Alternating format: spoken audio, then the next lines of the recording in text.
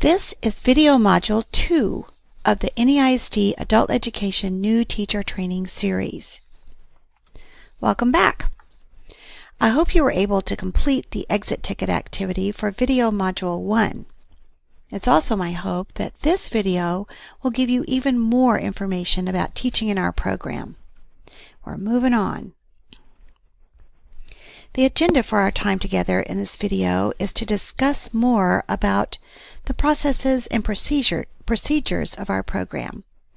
We'll talk a little more about our student syllabi.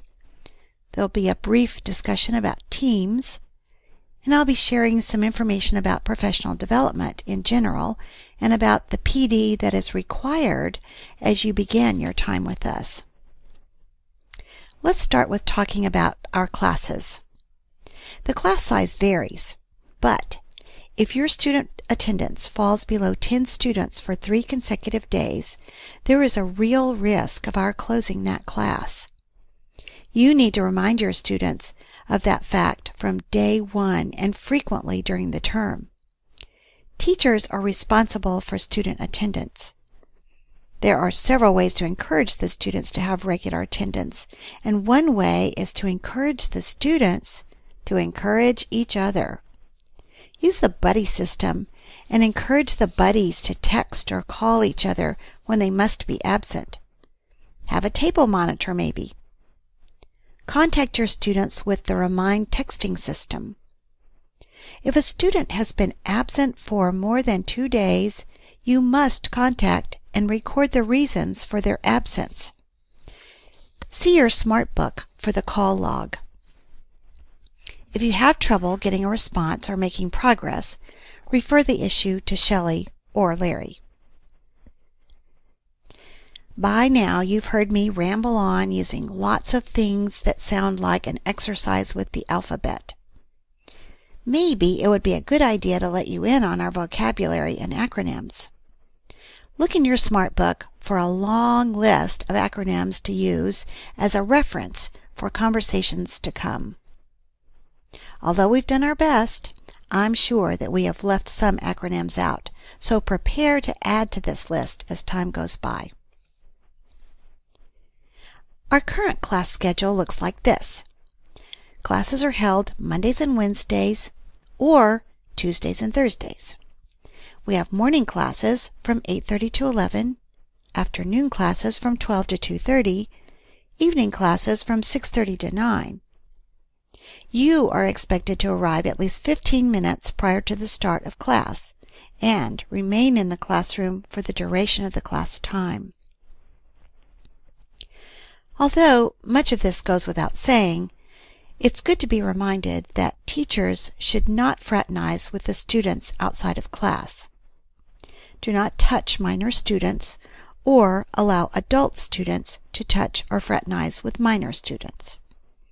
Never give your students a ride in your car or give them money. You are expected to attend all of your classes and not be tardy. If you have to be absent, we will try one of 2 things. We might try to combine classes with another teacher.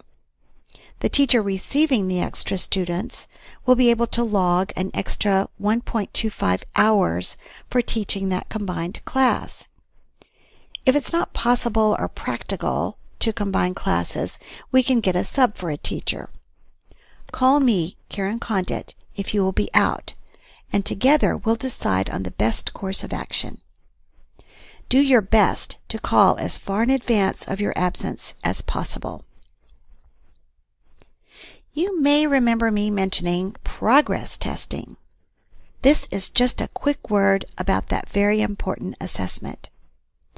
HSE students should get a progress test at least 1 calendar day after 40 instructional hours, and ESL students need a progress test 1 calendar day after they have had 50 or 60 instructional hours, depending on their intake exams. The testing specialist will actually come to your class and implement the tests to your students. But you should make it your business to pay close attention to the students' hours that are recorded in Teams. Working closely with the testing specialist and the office staff will ensure that all students are tested in a timely manner. One important factor about progress testing is that our program's performance is measured by TWC's examination of the growth between pre-assessment at intake and post-assessment or progress test. Again, retention is very important so that our students have the correct number of instructional hours to qualify for the progress test. That progress test, in turn, is a measurement of our program's performance. You should take a look at the syllabus for your class on the NEISD website. All of the syllabi for all of the classes can be found on the NEISD website. An interesting reason that the syllabi are put on this website is so that the students can translate the document into the language they understand best. If you have internet access in your classroom, you might want to project the syllabus for your class on the board and discuss how the students can translate it for themselves and use it.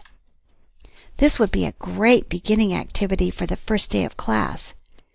You should also give your students an additional page with specific information for your particular class, with specific information about what you expect from your students and what they can expect from you.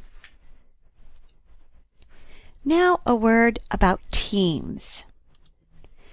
TEAMS is the acronym for Texas Educating Adults Management System.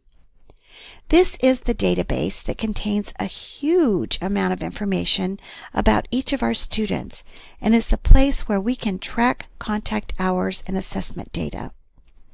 All of this information is then used to calculate our program's performance. TEAMS is also the place where you will go to print off your attendance sheets. Now, we'll discuss this further in video 3, but for now, stop this video and look over Appendix E in the SmartBook. There you will find the steps for gaining access to TEAMS for yourself. This is very important and should be taken care of as soon as possible.